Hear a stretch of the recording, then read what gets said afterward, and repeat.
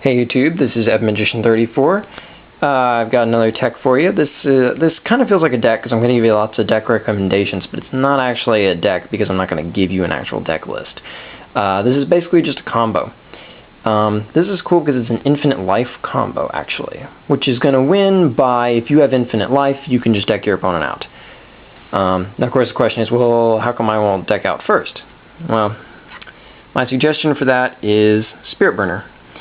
Because this deck is also kind of the potentiality, the way you should build it to win without executing your combo necessarily. So this is a good way to get rid of things, basically anything that dies in defense mode, which is a lot of stuff. And Honest doesn't pump defense, he only pumps offense, so this is good against Lightsworn. But you don't deck out with this card. So, I mean, no matter how it gets into the grave, poof, skip your draw, get this. So even after you run out of cards, this will still work. And you can discard it to pay costs and things like that too, which is nice. Because one of your combo cards, it's a 3-card combo, but don't worry, one of them's a synchro. You can pay this as a cost to it, because it likes to eat cards. So, just keep that one up there. But that's in the deck, so you don't have to draw it, so it's not really part of the combo. You're going to eventually go through your whole deck in the process of decking out with infinite life, so you'll always hit Spirit Burner. And if nothing else, you'll be able to discard it for having, too many cards in your hand at the end of the turn. So, oh, and a quick run over on why infinite life works and how it can work.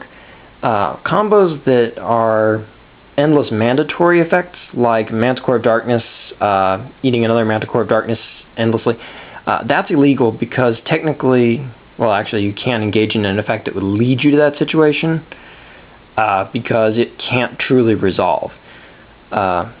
Because they'll just keep endlessly cycling each other. Manticore will eat the Manticore, which will eat the Manticore, and they're mandatory, so they have to keep going, and they have to keep going. But that's a series of events that will never truly resolve, so can't do it, so no. But optional combos, like the easiest one I can think of off the top of my head, would be Quillbolt Hedgehog's infinite damage deck with Cannon Soldier and any tuner monster on the field with Imperial Iron Wall, so that you sack Quillbolt Hedgehog. He goes to the grave, reanimates himself off the tuner, goes back to the grave because he can't be removed, and so on and so on and so forth, and you deal endless damage. That involves optional effects. I can choose to bring him back with a Quillbolt's effect. I can choose to sack him to Cannon Soldier, but I don't have to. And because I can stop at any time, it's not truly infinite.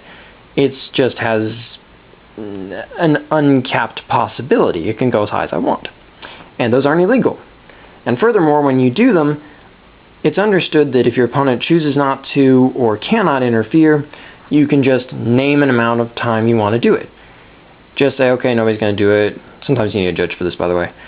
And your local judge may not let you do this. You might want to check with them, just in case. You can say, okay, I'm going to do this 1,000 times. I'm going to do this 1,000,000 times. I'm going to do this 1,000,000,000,000 times. And then you just take whatever effect it is and you multiply it by that many. If I'm going to gain, let's say, 100 life, you say, I'm going to do this action 100 times, well, then you just gain 10,000 life points. It's just that easy.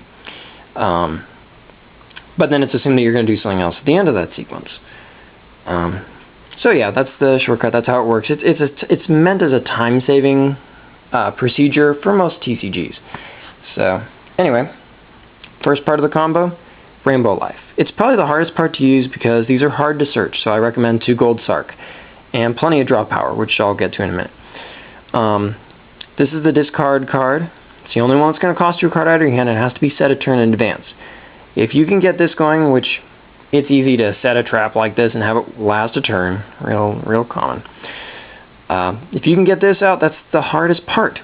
Because the next part of the combo, by the way, Rainbow Life, anytime you would take damage this turn, it becomes life gain instead. Colossal Fighter. Any way you can make 8 stars. That would be any 2-star tuner and a 6-star, or 4 and 4. Those are the easy ways to do it. I recommend running Summoner Monk and Rose Warrior.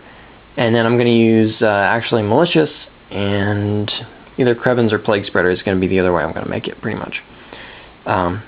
This guy, obviously, he dies in battle, he comes back, he dies in battle, he comes back. If he were to be attacking something bigger than himself, then instead of taking minor amounts of damage and him coming back, take minor damage, etc., you'd be gaining the life.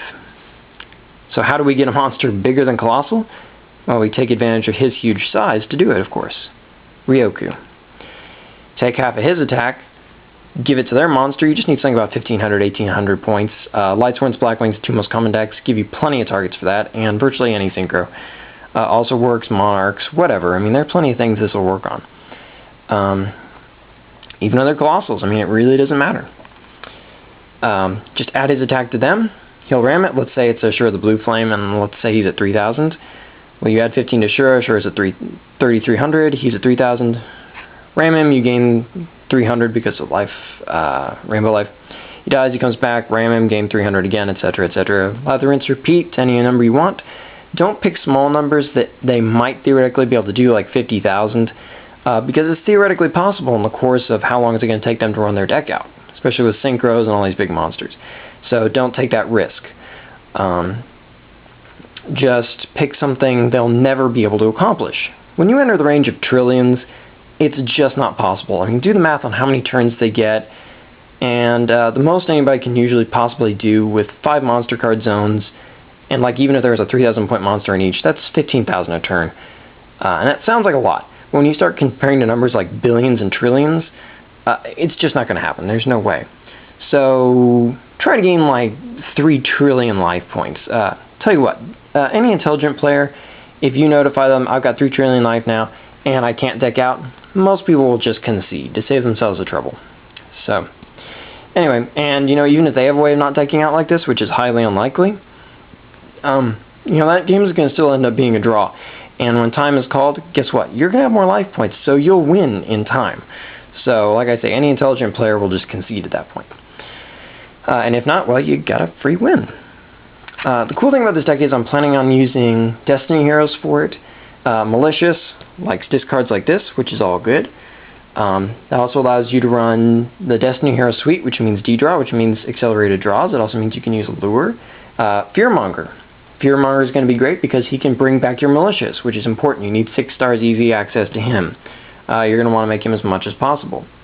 Obviously, Storm, Trinade, MST. Don't use Cold Wave because even though you can chain this to Cold Wave, you can't Riryoku after that because Cold Wave will stop you. So your combo won't work very well with Cold Wave, so don't try it. The only way that would work is if they had a monster that was big enough for a Colossal Fighter to continuously ram it to. No, probably not going to happen. It's 3 Krebins, 1 Teleport, so the Malicious is justified. Don't use Diamond Dude, because even though there are lots of good things like Allure and D-Draw you can hit, and Storm, which doesn't suck, and Gold Sark, if you hit this before you're ready with Diamond Dude, it's going to suck, because you'll pretty much just waste it, and it's not worth it to run Stone Excavation. So yeah. Anyway, don't forget cards like Threatening Roar. The deck obviously can produce a lot of things from what you've seen. It'll run like so many of those Destiny Hero Teledad wannabe decks that are out there. So you can definitely win without pulling off your combo, but the deck very well supports your combo. And so, just something to think about. At least fun for locals. So, until next time, rate, comment, subscribe, and enjoy.